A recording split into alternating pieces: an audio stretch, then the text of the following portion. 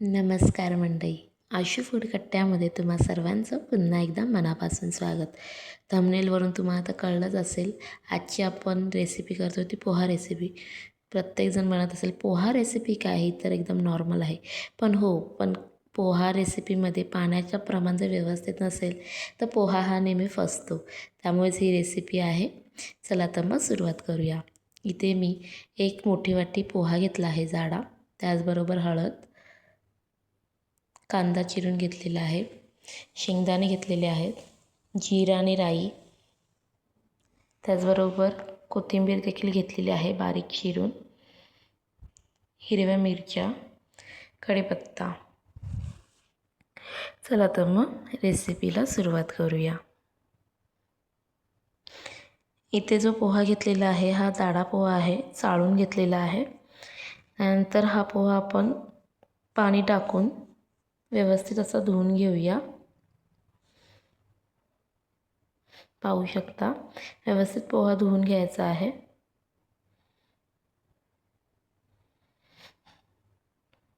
त्यानंतर आपण इथे कढई घेतली आहे. कढईमध्ये तेल टाकून घ्यायचं आहे. तेल हे गरम झाल्यानंतर त्यामध्ये आता आपण टाकणार आहोत शेंगदाणे. शेंगदाणे आधी भाजून व्यवस्थित तेलामध्ये तळून घ्यायचे आहेत. पाहू शकता तुम्ही तेल हे मस्तपैकी गरम झालेलं आहे.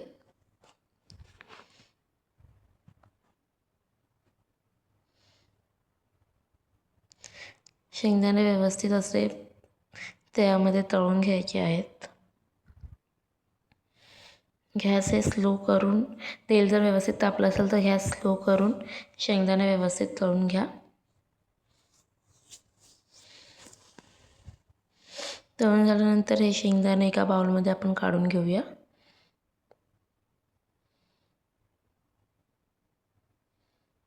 पाहू शकता तुम्ही व्यवस्थित असे शेंगदाणे हे तेलामध्ये व्यवस्थित तळले गेलेले आहेत.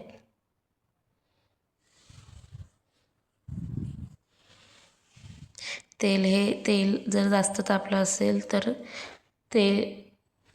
गॅस हा स्लो करा. त्यानंतर आपण आता ह्यामध्ये टाकणार आहोत कढीपत्ता. त्याचबरोबर आता आपण टाकणार आहोत जिरं, राई जिरं आता टाकत आहोत. राई जिरं मस्तपैकी असं फुलू द्या.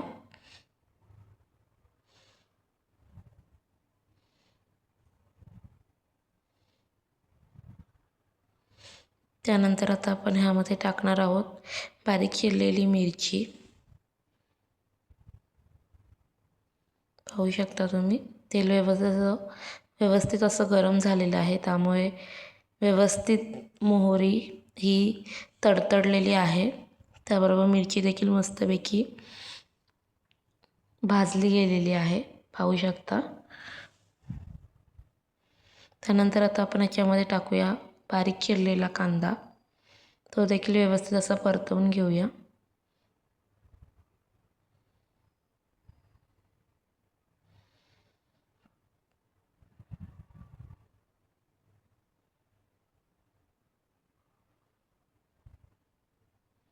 पाहू शकता व्यवस्थित कांदा असा परतवून घेऊया. थोडासा गॅसचं प्रमाण वाढवूया. फास्ट ठेवा थोडा गॅस. कांदा व्यवस्थित लालसर होईपर्यंत परतवून घेऊया. नंतर जे मी पोहा हा धुवून घेऊन नंतरला अशी जाळी असते, पुरणपोळीला आपण सहजा वापरतो, त्यावरती मस्तपैकी जे पोहे आहेत ते पसरवून घ्या. मस्त सुटसुटीत होतात.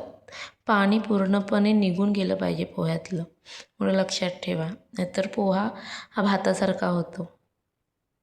इथे आपण टाकत आहोत हळद.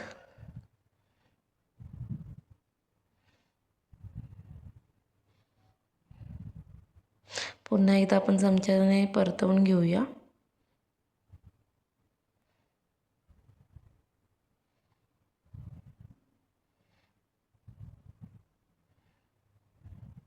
पाहू शकता हळद ही मस्तपैकी तेलामध्ये मिक्स झालेली आहे. आता आपण जे पोहे ठेवलेले आहेत ते आपण टाकून घेऊयात. पाहू शकता व्यवस्थित असे पोहे सुट्टे झालेले आहेत. तर व्यवस्थित असं मिक्स करून घेऊया पोहे.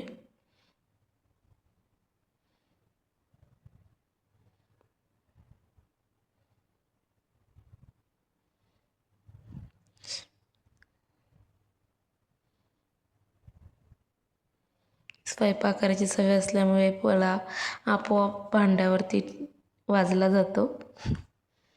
प्रत्येक जणांचं होतंही असेल कधी कधी तसं. माझं तर रोजच होतं म्हणा. असू द्या. त्यानंतर आता आपण घेणार आहोत शेंगदाणे.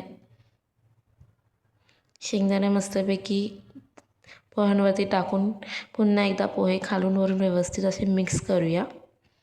पाहू शकता तुम्ही.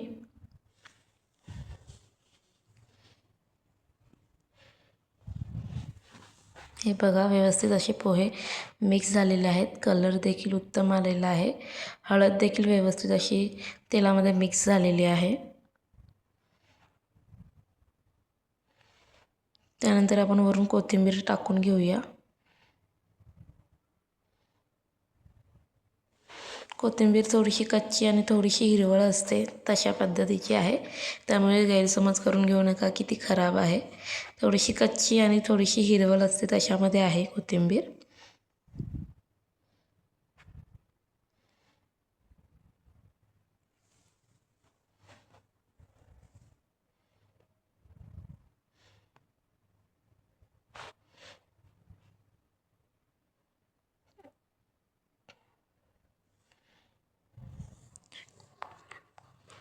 त्यानंतर आता आपण ह्याच्यामध्ये एक तुकडा लिंबाचा पिळून घेऊया.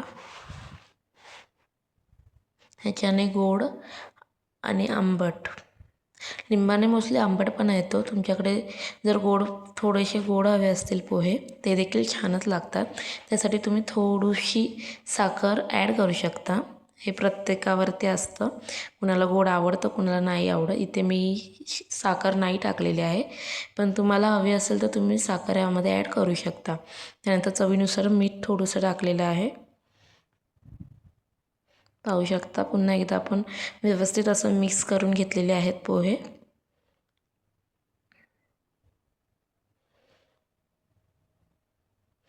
तर 3 ते 4 मिनटासाठी ठेवून घेतल्यानंतर पाहू शकता व्यवस्थित असे पोहे झालेले आहेत आपले.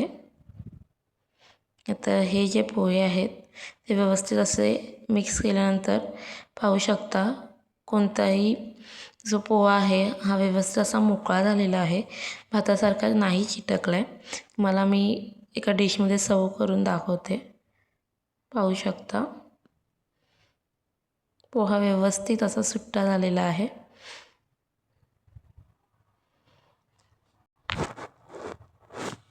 पाहू शकता पोहे आपले तयार आहेत.